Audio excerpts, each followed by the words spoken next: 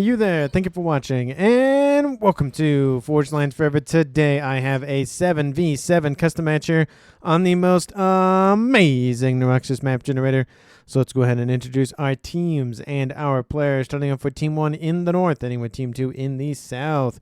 Starting off with Team 1's eastern player, then working our way westward, we have in orange, the color orange, Team 1's XRAR. He is a UEF for this match as a 1700. To his northwest, we have in glow-in-the-dark green Azuros as another UEF here for Team 1. He is a 2100. He's the highest rated player on Team 1 and in the game overall. Down here in the southwest here for Team 1, we have a Seraphim player of Zelda Fanboy. He is a Seraphim for this match in Tropical Ocean Blue as a 1300. To his northwest, we have in Ruby Red D-Gun as a Aeon for this match. He is a 1300. To his southwest, we have in Royal Purple Elu? I think it's Elu. I think that's how you say his name. He is a Siren for this match as a 1000 rated player. And to his north, we have in Chevy Crimson, Team 1's Nyx. He is a 1700. And rounding out Team 1's lineup, we have in Royal Blue, Team 1's Unleash the Beast or something like that. He is, I'm probably calling him the Beast for sure. He is a Siren for this match as an 1100. So up in Team 1's side of the map, they have at least one of each of the factions, but they do have 3 Cyberns, 2 UEF, and then, of course, 1 Aeon and 1 Seraphim to round out their lineup. Starting off with Team 2's Western player, then working eastward, we have in Barbie Pink, Randy Savage. He is an Aeon for this match as an 1100. In the back here for Team 2, we have in Snow White Sanoman as a Cybern as a 1500. In Pac-Man Yellow to his north, we have another Cybern for Team 2. It is Twitchy Mofo. He is a 1500. In Emperor Gray, in Team 2's middle, we have Blarg 6516. He is a 1200 as a UEF. To the northeast here, we have the best faction color of all Supreme Commanderdom. It is Hyper 2001 going as Forest Green. He is a Seraphim as a 1300. To his southeast, we have in Batman Gray, Bannable Offense. He is a Cyber for this match as a 2000 rated player. He is the highest rated player on Team 2. And last but not least for Team 2, in Lightish Red Pink, we have the UEF player of Rekather. He is a 1500. So for Team 2's side of the map, they have at least one of the factions as well, but they also have 3 Cyberns and 2 UEF, and then 1 of each of the other 2 being Aeon and Seraphim. So based on the numbers, each team has the exact same number of Cybern, Seraphim, UEF, and Aeon. So there's no differences in terms of counts, but of course, obviously, positioning will make a difference between XRAR, of course, going against a UEF. We have a Seraphim and a Seraphim. I'm looking for a difference here. Cybern v Cybern and a Cybern v... Sorry, an Aeon v Cybern. There is the first difference in where their players are positioned. And for 14 players on the map, let's take a look at the reclaim situation they have to scoop up. Currently sitting at, there it is, ladies and gentlemen, 33,000 mass in reclaim, making it about 2.4K mass per player to scoop up. And based on the reclaim location, it is going to just be a madhouse to just scoop up everything on the map. There's a decent amount. It was 800 there, 700 there, 400 there. There's definitely a decent amount of groupings of reclaim, but there's no like 2,000, 4,000 kind of things. It's definitely very spread out, and there's already orders to just scoop up the everything from all of these players. And in terms of the mechs count here, in terms of their locations on the map, let's take a look at Team 2 side of the map. There is a Trimex position in the southeast. Looks like that's possibly going to go to Rekather or Bannable Offense, I would presume. Looks like it is going to be for Rekather. He's already distance build down there and taking care of that. Trimex position already grouped, or it's not grouped up, but scooped up by Bannable Offense. And in the front, there is a Trimex position right in front of Randy Savage and a Twin Mech in front of Rekather as well, with a Trimex kind of hiding there with a nice little radar system built by Team 2's Twitchy Mofo. And with that, that's pretty much the rest of the other mechs locations that our players are definitely going to be wanting to keep long-term in this game. In the middle, there's really not a lot to fight over. I'd say the most that's going to be fought over are definitely these two mexes right here. Maybe we'll have a situation over here, but it's not terribly, you know, you can have essentially a base on this side and a base on this side and call it good kind of thing. But for now, it looks like it will go to Team 1's XRAR for the time being. Gun has been started for Rekather in the southeast. Stealth has been started for the Beast in the west. Sensor package coming online for D. Gun already has the range upgrade on board. We do have Zelda Fanboy pushing in against Hybrid 2001, and we should see soon some action between Elu and Randy Savage on this western side. So far, it's looking like a 2v1 in favor of Team 1 over there, with Twitchy Mofo kind of in the middle of the middle and the west, so he could go either way. It is shaping up to be at least a 2v1, if not a 2v2, with D-Gun and Team 1 Zelda versus Hyper 2001 and Blarg. We do see some action over here from the Beast, kind of just poking and prodding at the Auroras for Randy Savage. He's going for range at the current moment. Elu moving in with no upgrade on board. And Randy probably hoping, or not probably hoping, but wishing he went for the speed upgrade first. He will definitely be able to push back his opponent for the time being. And I just see some gun comments or whatever in the north. I don't know why it glitched like that, but it just did. That should go away. That's most likely Randy Savage's count, actually, given the far progress that he has currently on that. Speed has been started here for Hyper 2001 with the range, of course, mixed in there. XRAR, no upgrades as of yet, and Azuros, no upgrades as of yet for Team 1. Team 2, no other upgrades that I can see. I think I mentioned Twitchy Mofos, but Team 1's The Beast finishes stealth and now goes for speed and range. In terms of comms on the map, not moving to the front lines. Team 1's Nick staying back. Team 2, Sanoman and Battle Defense staying in their bases. It is a 7v7, so it is not unthinkable to have 2 air players on each team, especially because there are 2 bases well guarded by, preventable from, I'll restart. There are 2 bases on Team 2 and Team 1 that are well guarded by other players on that same team. So these players could easily go for air bases, that being, of course, Sanoman and Bannable Defense, and then Team 1's Azuros and Nyx. We already see T2 Air already online. T2 Air already online for Sanoman as well. T2 Air not started for Bannable Defense. Don't know what he's really focusing on. Maybe he's just going for Eco first and then go for Air. I have seen that strategy, but we do see a T2 Air facility now online for Blarg in the middle. So at least 2 air players, if not a third.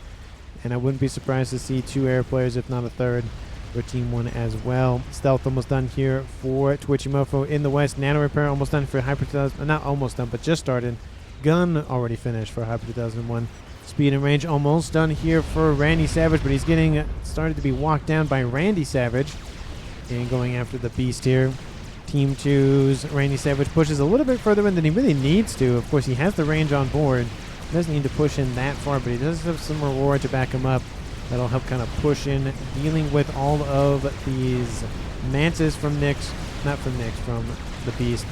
And, of course, Randy Savage continuing to press on this western side. He'll definitely shove away the Beast for a little bit, but I don't think it'll be a total kill. There's a lot of supporting units still alive for the Beast.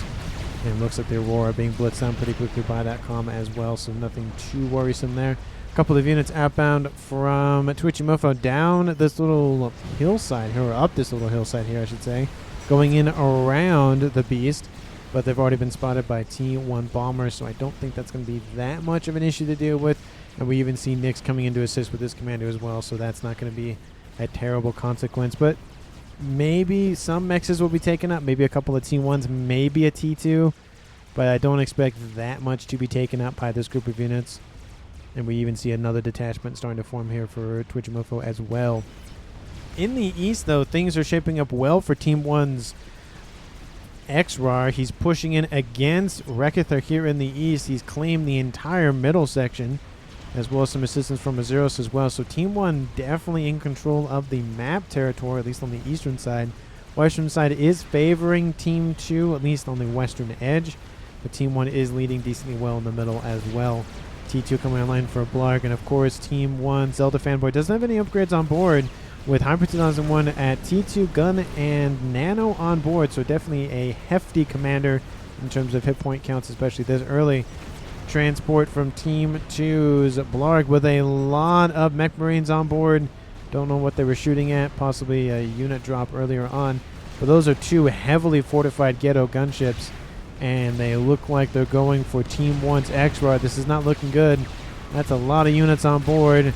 Reckon they're going for a shield upgrade as we speak, and there it goes. There it goes. The ghetto gunships going after X-Rod's commander.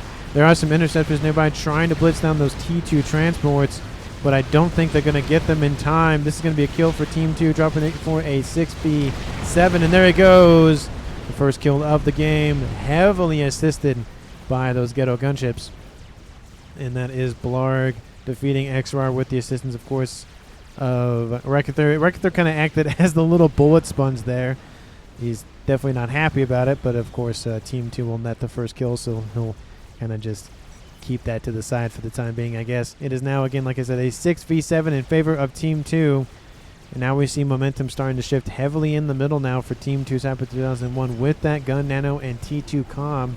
Zelda Fanboy retreating, D-Gun moving in to assist a little bit. He has the sensor package online.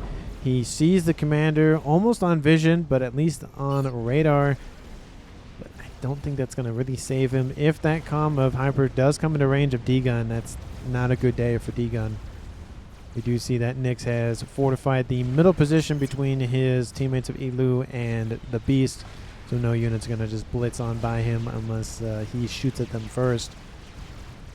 In the east, Azuros gains control of Xrar's old base, which of course he is the highest rated player, and having another base this early in the game is going to be very beneficial for him, especially for getting his eco very much scaled. You can see he's the player in the game who's producing the most mass at 186. Nano repair has been started by Elu. He has stealth already on board. Looks like stealth was started and then canceled for Nyx. I don't think he really needed to. There was some T2 assistance nearby anyways, but maybe he just didn't want to build the stealth anyways. But look at this pressure from Team 2's Randy Savage, continuing to push against this western side, against the Beast. And at this point, he's almost claimed this little cliff side here, going to go after that T2 radar system. That's going to hurt. There's a lot of spam inbound from Randy Savage. He could be pushing in a little bit too far. I'm going to snipe him, says Nyx, and it looks like that is the plan, to go after him. He is building some gunships in the back line, that Nyx, so Team 2's Randy Savage, if he doesn't get some AA nearby, at least some more powerful AA, it's going to be a not good day for him, especially it being all T1s. That could be just a blitz down of all those units with the explosion of the commander. Rhinos coming in from the east to assist from Elu. A couple of tickle cannons in the north here for Nick, not Nyx, but I keep saying his name is Nick for some reason. Nyx is over here. But those are helping very, very much in dealing with this, again, only T1 force. Randy really needs to get some more better units online to really punch through Team 1's defenses. He's done a great job so far, but his spamming is not really working as much as it used to. In the middle here, Zelda Fanboy being hunted down by Hyper 1001. Hyper wants that kill. Zelda about to go down, less than 1,800 hit points on board. Will get out of range of the shield, which means the shots don't go through the shield, which means it'll save him a little bit of time, or at least trying to keep him alive. But it could just be a kill based on the fact that he's close by. And is it? Yes, it is. It is a murder-suicide situation here, and Hyper 2001 went for the kill on Zelda. And that is now a 6v5 in favor of Team 2. Still, Randy Savage has dropped below 500 hit points, and there he goes, sniped by those gunships from Team 1's Nyx. He said he was going to do it, and he did it. It is now a tied game once again at 13, almost 14 minutes on the clock at 5v5 comms remaining. Missile outbound going after some PD. Don't really know why that's the case, but I guess he just wants to rip apart the defenses a little bit. There goes another Oblivion, and I think the better thing would be to take out the radar system, but at least Team 1's D-Gun doesn't really have some defenses online. Will the volcano be built in time? Yes, it will. It'll flare, or shoot up a flare to distract that missile, and it will not reach its target. There it goes, and it is avoided. In the west, now with the death of Randy Savage, Team 1 has exposed Team 2's western flank, and Sanoman, gaining control of this base, has to deal with 1, 2, 3 commanders, mostly 2, but at least the third one back there. Twitchy Muffo might be shifting his focus west to deal with this. There are a lot of rhinos coming in here for Elu, as well as a couple of rhinos inbound for the Beast. So again, pushing in with T2 tech on that western side. In the east situation, again, it's kind of just stayed the same a little bit. Rekethur is still holding position on pretty much where his opponent of Xrar died, but still doing a great job of forcing back this mainly T1 army. I do see some T2s and some T3s in the mix, but it's mainly T1. Rekethur does have the nano gun and the shield upgrade, so he's sitting at 35,000 hit points on board. Missiles outbound from Azuros' position, going after, I think, that T2 mechs. Unfortunately, there is a TMD nearby. Is the TMD a one-shot? No, it's not. It's a two-shot, and that mechs will go down. 9 mechs a second for bannable offense will be lost. T3 air online for both of the rear guard. Yep, actually all three of them, excuse me. All three of the rear guard air slot players, or rear guard in general, have T3 air. Team 1, we see 1, we see 2, we see 3. So yes, a 3 air player game here for both teams. That is going to be a lot of ASFs built in a short amount of time. Missile outbound, going very, very high, going after that T2 mechs, upgraded almost to a T3. Will the Team D be enough? One shot is inbound, 2 shots are inbound, and it does save that mechs. That would have been a 27 mass per second loss for D-Gun, but technically it's 9 at the moment, but it's upgrading to 27, so it would have been a devastating loss at the minimum. You see Rekethur continuing to push here in the middle. Team 1 not letting up, and Rekethur constantly has to go back and forth to deal with this ever-expanding army here for Azuros. He's really not pumping out as much as he used to in terms of the Team 1 tech unit count. He is getting some Titans on board this little transport here, but again, I don't see any Perseus yet. He can build them, of course. I think he's more focused on his eco situation. He's currently sitting at 320 mass income for himself. But Team 2 is quad up quite considerably. Soundman at 330 almost, and bannable offense at 320. So 2 players on Team 2 sitting at over 300 mass per second. Now I expect somebody on this team to build an experimental game ender, whether that be the YOLO, the Scathis, the Paragon, or the Maver. Of course, I prefer the Maver, but it was nice to see a Paragon once in a while. I did cast a game a couple of days ago, I believe, that had the Paragon that pretty much, I'm not going to give it away, but I didn't enjoy the move that happened. You can read into that how you read into that. I just wish it was a different move that was done, essentially, would be the way that I would phrase that. But anyway, distracted by other games and conversations about whatnot, Elu and D-Gun trying to sandwich Twitchymofo here. Twitchymofo not looking good. Doesn't want to be a part of that sandwich nonsense. Does have a lot of Mantis down here, but it's not really going to help him. Lots of some Mech Marines inbound from Blarg to just distract all of these Blazes. Blazes, of course, very effective at dealing with Team 1 spam, just because they have a nice fire rate on board, and of course a decent amount of hit points to just tank a lot of shots from T1 units. Twitchymofo shoves D-Gun away. We see Elu starting to get pushed in. Sandoman bringing up his forces, has a nice little sniper bot online. We'll start to create more exclusion zones to be able to force Team 1 back and kind of create a nice little buffer between himself and his teammates versus their opponents. We do see Blazes now shifting over here to go after bannable offense stuff, and we do see that Blarg still holding position in the middle. Not going to let anything pass down there for a while. We do see Twitchymofo now going after Elu's commander. Again, it is a Cybran v Cybran. Elu sitting at 3-star veterancy. Twitchymofo also at 3-star veterancy, so no differences in there. Both have gun, both have nano, so they are the exact same commander for the time being. But Elu is a little bit closer to his 4th-star veterancy. But unfortunately here for him, he's now outnumbered, outgunned, and being pushed back. Brick online. He has a brick online coming to assist him, but it might be too late. Couple of Mech Marines and other strikers inbound from Blarg might just try to force that commander back.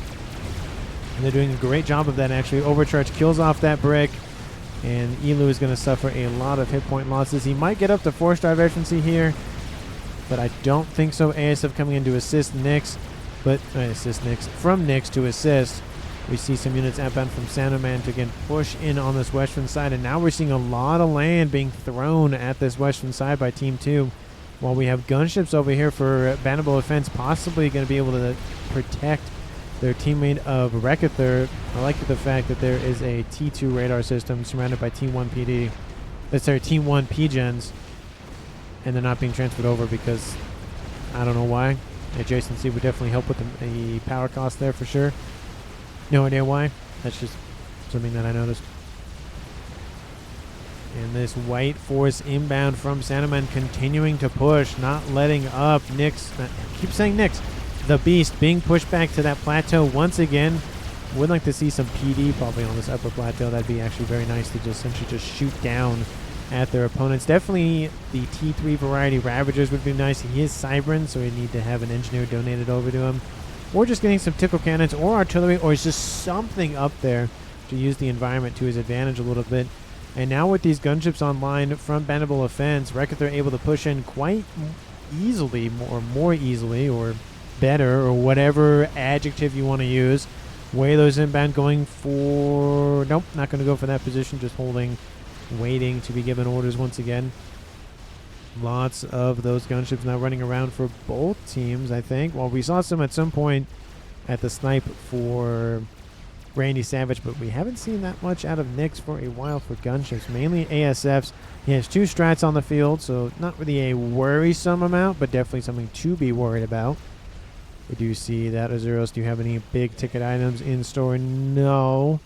Does have a Continental, but that's it. No gunships, very surprisingly enough. T3AA being spammed up, though, but mexes are going to go down. Of course, the T3AA is very, very good at dealing with higher HP units. Unfortunately, I do think it should be a mix of T2 and T3 in terms of going after the gunships, because T2 is very good, of course, at the densely packed units, and T3 is good at single target units. Essentially, the example like would explain is the Percy is very good against T4 units, the Titan is very good against T1, T2 units. That'd be the example that I would give for that. And here come the gunships raiding the northeastern corner.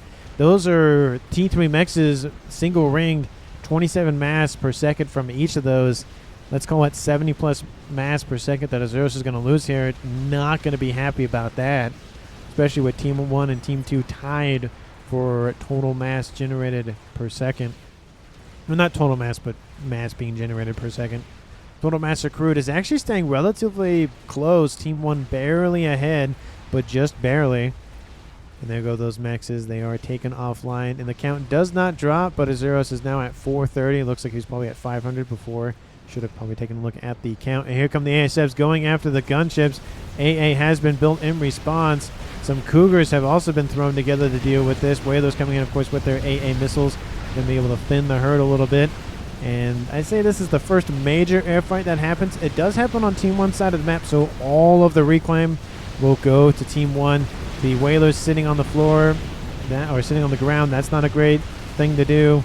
And the Whalers, of course, will not really be beneficial in terms of fighting back the ASFs now that their ASFs have been taken out. There they go, mostly been dealt with now, and no hopes of getting back home.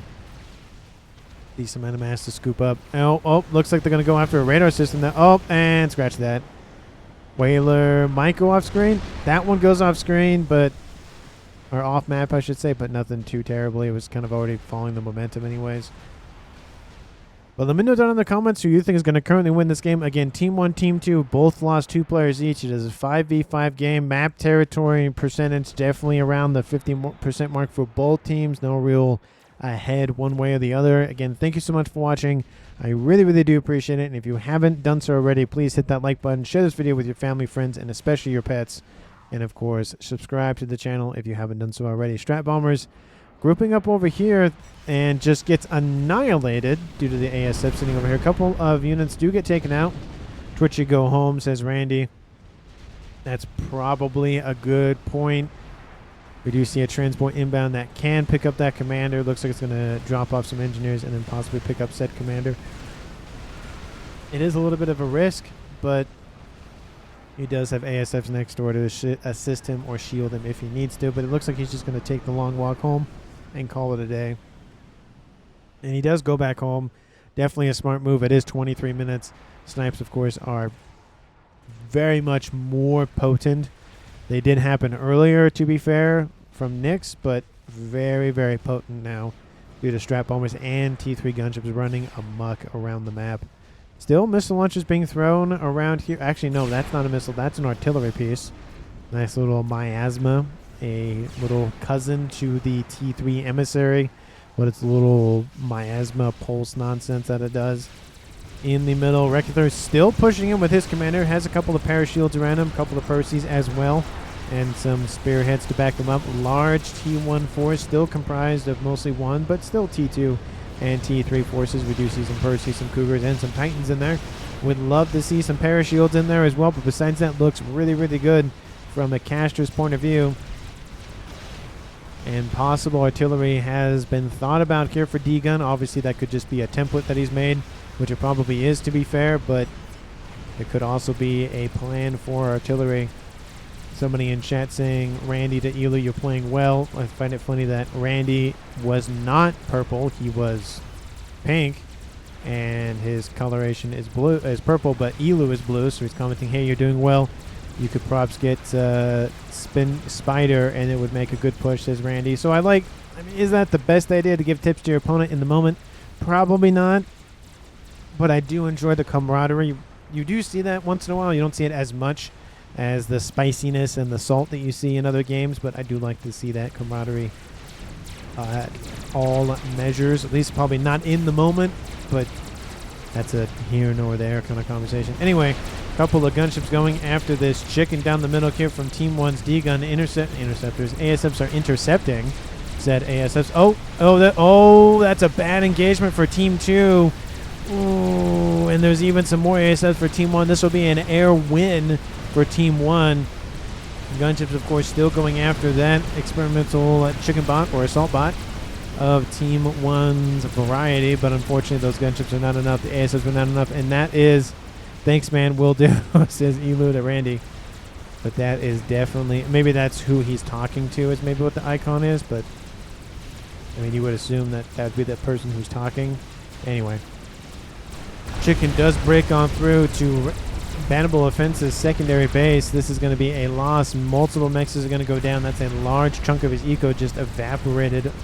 Fat Boy is online for Team 2's Blark, and he's pushing in with that. Chicken is still going to do a lot of damage, though, even after it dies with that Ion Storm that it likes to deploy. Is there an artillery installation? No. Is there anything else in terms of big-ticket items? Well, I guess there's a Novax being built by Azuros. I don't like where he put it. I feel like it'd be better served to put it back here somewhere, but that's just my opinion in that regard. Keep it further away from the front lines just in case. And to the north, gating in some SACUs here shortly for Nyx. Monkey has been started by Elu. And a large white and yellow army moving in from Team 2. Would love to see this transferred over to one player to Micro. But at least they're moving in tandem, so that's the best you can hope for in that regard. Chicken still in Bannable Offense's base. Actually, some of those mexes were ignored and shot almost like it shot behind it, twisted its arm 180 degrees and fired. Fat Boy is now running away from the chicken that he was trying to chase down. Chicken now at 3-star veterancy, 4-star veterancy Chicken. We have some Corsairs over the top. Still the Chicken doing a chunky damage. Gunships inbound. This is a lot of distraction that's happening for Team 1 to allow for other things to mature and build. Some Ravagers going to get ravaged here by said Chicken. No, they won't die. Some Engineers did, but nothing too much. And then all these Pigeons will die in the Hydrocarbon as well just because they're right there. There they go. Of course, air units aren't targetable by the Ion Storm. Don't know why that is. Just a thing. We're going to have some lightning tanks that were already in this base. Still here, still holding position, and get ping say going after that mechs. And they do. T3 land headquarters is not looking good. Looks like that will go down, and possibly that other T3 mechs. And still, Team 2 and Team 1 producing roughly the same amount of mass per second. 2.2 versus 2.2 for both teams, so nothing in terms of leading in that regard. Team 2 leading a little bit in the total mass accrued at about 10,000, 20,000 more. I'd say about 15, just to give it a rough estimate. Nothing worrisome at this point. If it was the beginning of the game, that might be something to worry about, but we're talking about almost 30 minutes. People starting to build game enders, or think about building game enders, artillery, Novaxes, nukes, all those sorts of things. 10,000 mass definitely helps, but it isn't something to be worried about. Now, if I was 100,000 mass, that'd be a different conversation, but 10, 15,000 is nothing too bad to be ahead, at least at this stage in the game. And I did see that Novak's finished here for Team 1's Azuros, going for another typical P-Gen array play, just trying to put some P-Gens down. Might go for a Duke, might go for a different artillery piece, most likely Duke, just because he has UEF and UEF tech, so Duke might be the thing. And artillery has been started by D-Gun. It is the Hovertham T3 from the Seraphim faction. He is an Aeon, but he has the Seraphim tech at his disposal. Crab is done here in the back here for Nyx. He's now building an SMD to protect against would-be T3 strategic missiles from Team 2. You see another FAF boy underway here for Blarg, and just the spamming out of air grids for Team 2 is bannable offense. He has both the southwestern and southeastern positions. Looks like Santa Man gifted everything over to him. This was his base. And he's like, well, you're already microing air. That's a Cybern base. That's a Cybern base. We'll just gift it over and call it a day. Satellite over top going after some T3 P-Gens that were going to build a Duke, but that Duke is not going to be finished anytime soon by any measure, especially with shields trying to be built to, well, shield that position. Definitely unfortunate for Rekather in that regard. The fighting has died down quite considerably. Fighting is still occurring, to be fair, but not as much as it used to be, especially on this eastern side. Western side still looks about the same. Looks like those units were transferred over from Twitchimofo to Sanoman. And Twitchimofo looks like he's focused on things in his base. He has a T2 air facility online. And again, trying to just wrap up his eco, I would surmise, at the current moment. Team 1, we see another monkey over here. So 2 monkeys each for the Cybern players on Team 1's western side. Crab gifted over to Elu from Nyx. We do see a crab almost done here for Elu, so he's going to have 2 crabs and 2 monkeys. That's a lot of firepower for Team 1 to bring to bear. There's 1 Colossus that is not going to stand up to that firepower. And doesn't look like anything spicy in terms of the back line for anybody. Again, another array for possibly a artillery piece, but I highly doubt it being that far forward. Does somebody have a potato? Who has a potato? I mean, I have potatoes in my pantry, but I don't have a potato internet. Or potato PC if you're and the regular's like, it's you. 2 megas, 2 spiders, yep. Thank you, Randy Savage, for pointing that out to your team. Definitely a nice little, hey, there's the thing going on over here. Hey, listen. And that Colossus is like, nope, not engaging that. Keep the pressure up. Keep scouting, says XR. Love the encouragement from XR to his teammates. Love to see that in this game. Saying, hey, you're doing good thing. Keep doing good thing. It also helps remind him, oh, yeah, that is a good thing. I need to keep doing good thing. Transports with a couple of Perseus on board each. Don't know where they're going, but they're prepping for something. Artillery is now done for Team 1's D-Gun, the first one in the game that has been completed. And here it is, ladies and gentlemen, the first experimental game ender of the match.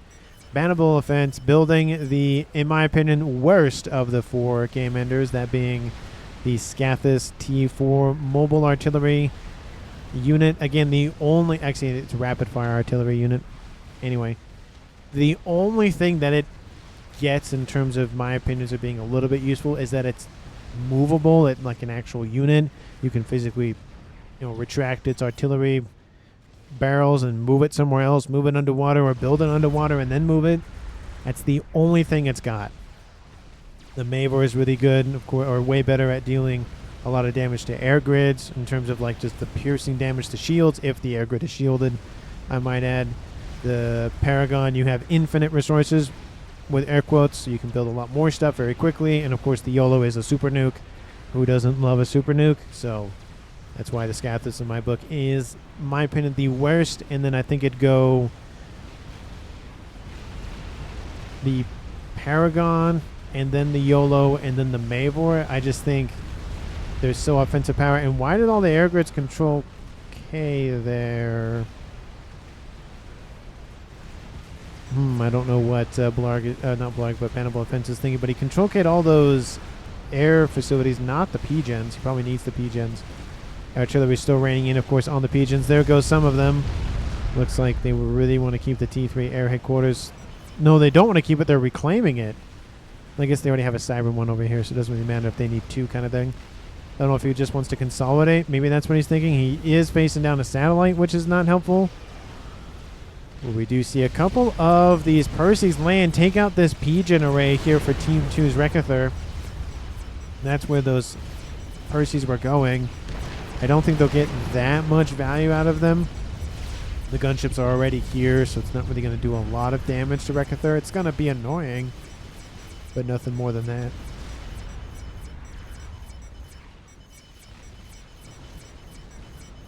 Nuke is almost done here for the Beast. Going to start loading that here shortly. And there it is. There's the second game ender of the match. It is a Paragon. Of course, you got to shield the thing first. Why are you building it without a shield down, at least at a minimum? Team 2 has one shield down there. Pings are going down. Why are you playing passive, Elu? And we see some engineers coming to assist from Blarg to just, again, cut down the cost for Battle Offense building that Scathis.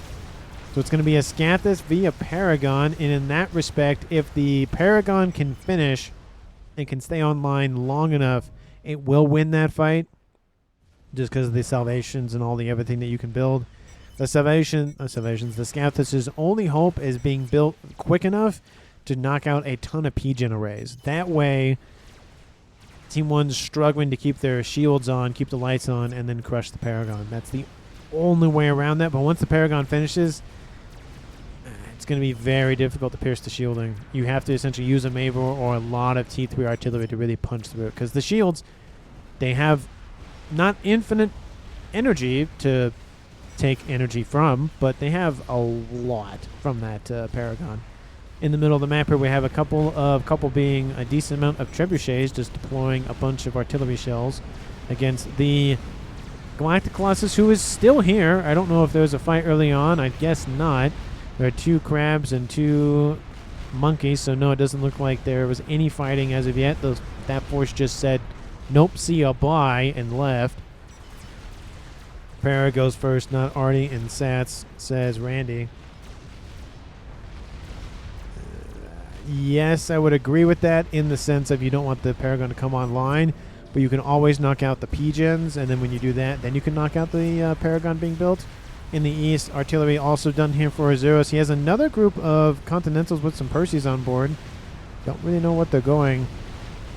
And we do see that D-Gun building a Awasa bomber, and looks like he's even prepped for another artillery installation here shortly, if he does decide to go for it. Team 2's Twitchy Mofo pushing in with a couple of Fat Boys, just slowly eroding Team 1's front line on that western side and middle side. Don't tell you in the middle of nowhere, says Azuros.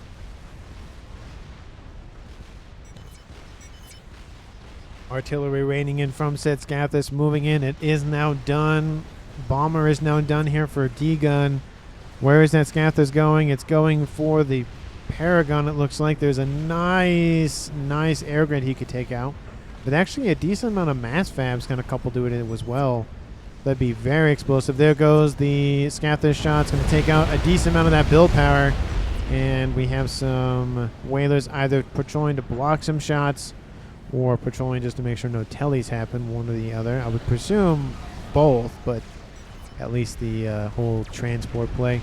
That's a nice bomber placement here by Team 1's D-Gun. Going to take out most of the shielding for both of those Fat Boys and a chunk of those T3 units.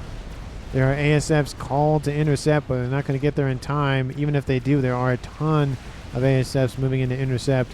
Looks like the artillery for Team 1 targeting the Novax that's being built here by Battle Offense, and of course Blog is sitting here hanging out. There's the Scathis hanging out in all of its glory. Get some UEF and Cybern shields in there. Would prefer just the UEF shields, but hey, shields are shields kind of thing. Make more Pigeons, says XRAR. Scathis fire looks like it's now going after that air grid. We'll see if it does a lot of damage or if Team 1's able to build a shield grid enough to deter it. We'll see. It just depends on how long it takes them to build said thing. And there goes the first volley inbound. Ooh, that's not looking good. A couple of more shots, and there goes the entire grid. Ooh. Ouch. That is a T3 air facility at 600 hit points remaining. But the everything and a mass fab is still there. Everything else is gone. Even a couple of the T3 mexers are gone. It's going to heavily impact the construction of that Paragon. Nyx doesn't have as much mass available to him, which is going to take a little bit longer to build. Oof. Oofda. That is rough.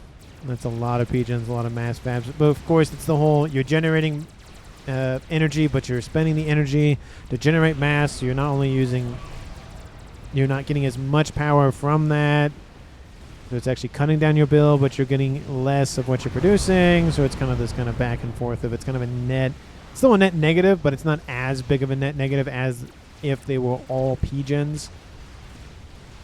Scathis now retasked. Looks like it's going after this position, this other tiny air grid here for Nyx. It is an Aeon one. Surprised to not see any restorers being built by the air players for Team 1 or Team 2 in terms of the Aeon ones, but maybe they focus on other things. Large ASF group over here for Team 1. Is it more than 800 that we've seen in previous games? No, it's 200. Wow, that looks so much less. Okay, there's 192 Gemini to be fair. So about 450 ASF. Not the 800 that we've seen in previous games, but, you know, still a chunk. Surprised they're not pressuring the air advantage while they have it. That's a ton of ASF to have. They could guard a bunch of units with that, but they're just deciding not to. Artillery still bombarding this position down in the south. Monkey was built to provide protection against telemaser commanders. Definitely a good use of a unit. Park it, hang out, has a lot of HP. Even if it gets hit by artillery, it's still going to be fine. Unless it really just gets bombarded. Nuke is done. Nuke is not fired yet, but Nuke is done here for the Beast, so he has that in his pocket to use. Another bomber is built by Team 1's D-Gun, and there goes the artillery. Didn't really have a lot of shields, needed to build more shields.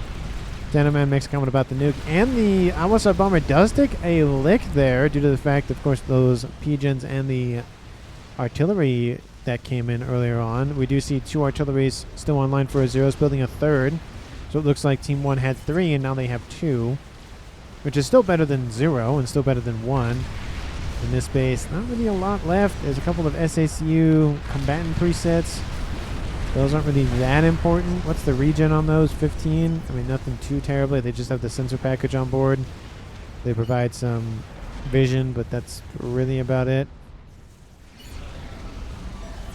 I hear the Awasa bomber throwing shots. There it is over there under the control of a Zeros. Oh, man, it's just that Colossus is just being bombarded by those shots, but not really doing a whole lot, that bomber. It's killed a lot of units, to be fair, 11,000, and the other ones have killed more, of course, but I think it's just diminishing returns at this point. Hey, look, there's a Novax. It's not shielded. It's, hey, look at that. A Novax is lasering a Novax center. Never see, you don't see that every day. I mean, you do see it, but not as much as you do other things. Oh, the shield's barely holding on. In grids like this, where there's not that many shield emitters, it's very nice to have a Scathis. In arrays that have a lot more shields, good luck. You're just peppering the top of the shields, essentially. You're just adding some flavoring, or you're watering them. Mavor has been soon started. Will soon be started here by Team 2's Rekethur. That is the third of the 4th game ender. The Paragon is almost done. Maybe we'll see somebody build a YOLO and we'll see all 4, but I highly doubt it at this point. 39 minutes on the clock. Scath is still coming in. It's done a decent amount of damage, to be fair. It's taken out an artillery, taken out a PGen air facility. Nuke is outbound. Where is it going? It's going for this base down here. There's no SMD. That's very unfortunate for Team 2. That's a chunk of their air production that they're not really pumping out, to be fair. All the engineers have just fled and actually gone over to the Scathis. That's actually getting a second one. It's getting a twin. Scathis fire is still raining in. Oh, not doing super great, but the shields are popping on and off, so they're still staying alive for the time being. Look at that. The Nuke just cutting across the map just like butter. I mean, there's SMDs around the map, to be fair, but there was just this tiny little hallway that this Nuke was able to cross. There's a couple of strats, a couple dozen or so. Strats are going to get out of range. A couple of them will die to the explosion, at least that one. Kaboom! That's a huge amount of power that bannable offense no longer has access to. And what has that done to his power consumption and production? Not great. It's not bad. Not great. That's for sure. Second Scathis is underway and now is paused for the time being, because the focus on the P-gens is the more apparent thing. And of course the Paragon is done building a Scathis, because why not? Anything I can do, anything you can do, I can do better kind of thing. But Nyx just has to spend that mass. He's building another Scathis over here. I mean, he has a lot of Cybrid engineers. I just don't think he should be producing Scathis. I feel like Salvation, something else would be better. Strat Bombers inbound going after the Dukes. They don't end up cracking any of the P-gens, but they do crack the shields. So if the Scathis was still firing on this position, it would have been enough to probably take out the rest of them, but unfortunately it was not. It's targeting this position, and that grid not looking good, I might add. And it looks like the second volley is inbound, and it's going to take out the rest of said grid. There it goes. And there goes the rest of it. Ooh, that's rough. That's a second air facility grid that has been knocked out by Team 2 Scathis, sitting at 464? Yeah, 64,000 mass killed. It's at 2-star veterancy? 2-star veterancy, that Scathis. How's that Mabor doing over here? It's in the red. It's been stopped, but it's under construction. Love to see it. Would love to see it built, but at the minimum it is being built, which is obviously better than not being built at all. And now the tide has started to not turn a little bit, but kind of just calm down. Those 2 artillery pieces, soon to be 3 artillery pieces, going to be firing at that Scathis. They still haven't cracked the shields. And it is UEF and Cybrans coming together.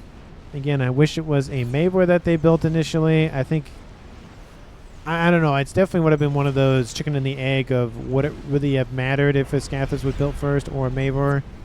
I feel like they would have cracked the shielding on the Paragon a lot better had the Mabor been built first, but at least the Scathis has taken out a lot of the not shield grid, but the power generators. So that's something. But there's 3 Dukes inbound, and a couple of SACUs dropped off and are moving in. There are a couple of Rambos with some Percy escorts. I don't think they'll do a whole lot, to be fair, sitting at 50 hit points for the shield and 29 hit points a second for the whole plating. Bomber going to land right behind them. Isn't going to do a whole lot, except just kill off all the reclaim behind them. I don't think they're going to do as much. I mean, they're kind of being blitzed down. They're not doing as much damage as you would expect them to do. And now they're coming in range of more T2 and T3 PD fire. They kill off a couple of emitters. That's the best thing that they've done so far. Taking out the shields at a minimum is definitely better than nothing. Scathis now raining in from Team 1's position. There it is right there, but it's taken out immediately by a couple of Corsairs and a fellow Scathis. That is rough. Of course, now the reclaim is being bombarded as well, and a chunk at ASFs die. Oof, that does not look good here for Team 1's Zeros. You got to move those things. And that Paragon's still pumping out a ton of mass for Team 1 to scoop up and whatnot. And the emitters are going down. That's not a good thing. Ooh, that's not great. Looks like Team 1 needed a lot more shielding in that base for Elu and Nyx to really keep that second Scathis on, first Scathis online. Another Scathis over here has been started by the Beast. I don't really think that's beneficial at this point, considering Team 1's already building one up here, and that player has a Paragon to fund it. How's the Mayboy doing? It's at yellow. It's over 25%, almost at 50%. Target this, says Elu. Talking about the Novax is right here. And there are 2 commanders. I don't know if Team 1 knows that, but there are 2 commanders hanging out down there. So you might get some commander kills or something. But Novaxes are being built up a lot by Blarg. He's just like, get me some vision and get me some lasers in the sky and call it a day. Tons of T3 spam on the north, just producing engineers just to, again, spend all the mass from the Paragon. Paragon needs a lot more shielding. Look at this nice little circle maneuver here from Azeros' ASF. Very pretty. And we have the land invasion moving on. 1, 2, 3, 4 grabs. 1, 2 Fat Boys. and 1 Colossus to boot, because why not? That's the one that was built a long time ago, and it's still alive. Probably one of the longest lasting Colossuses I have ever... Colossi that I've ever seen. Of course, it wasn't in direct combat for very long, but, you know, it's still the longest living one, so that's better than nothing, I guess. 2 of those Novaxes are gone. Third one almost destroyed. The Scathis proven nigh impenetrable, and that Mavor is almost done. Nuke is outbound from Team 1. It is a point defense nuke. It's going to do a decent chunk of damage. It'll kill off this crab, kill off almost that crab. Bomber inbound, going to die, but going to get some kills in the end. Doesn't matter because the nuke was going to kill some of those units anyways. And there comes the nuke, speaking of which. Kaboom! Does not kill off the Megalith, surprisingly enough. Was barely out of range. And the Fat Boys are coming in. I don't think that Mavor is going to be very necessary at this point. It's still nice to see Reckoner trying to build it as fast as possible. Nick saying power. And looks like the power is donated over. Of course, it will cut down on the reload / fire rate here for those artillery pieces for Team 1. But he only cares about power, which I don't blame him because he needs it to keep this thing online. Gifts the Paragon over to Azuros. Don't know what he can build with that. He's building a Mavor up here. It's not going to last much longer due to the fact that those SACUs are trying to keep this front line alive.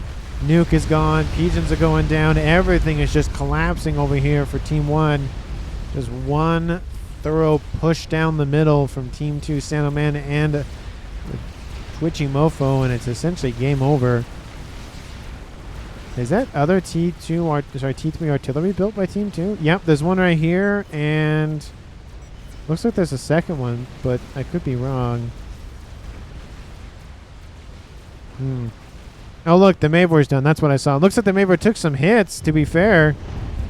But there goes the Paragon up here to the north due to just the combined power of the Mavor and all the land units. Azuros is defeated by... Nyx is defeated by Azuros because he was standing next to the Paragon. Apologies. And that is not a good day here for Team 1. They lose their big ticket item. And at this point, I don't know much that Team 1 can do at this point.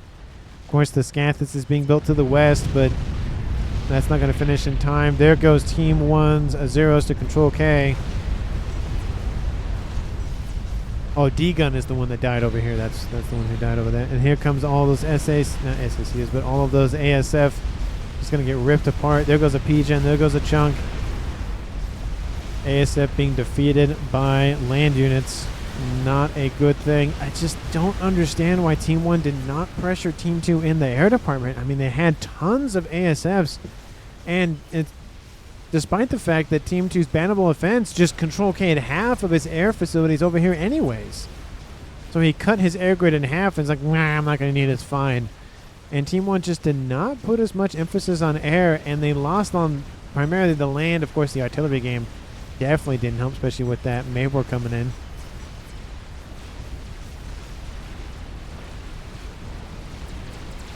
And here comes the Beast trying to laser some of those crabs down. Will die. Very unfortunately here for him. It's now a 1v5 game.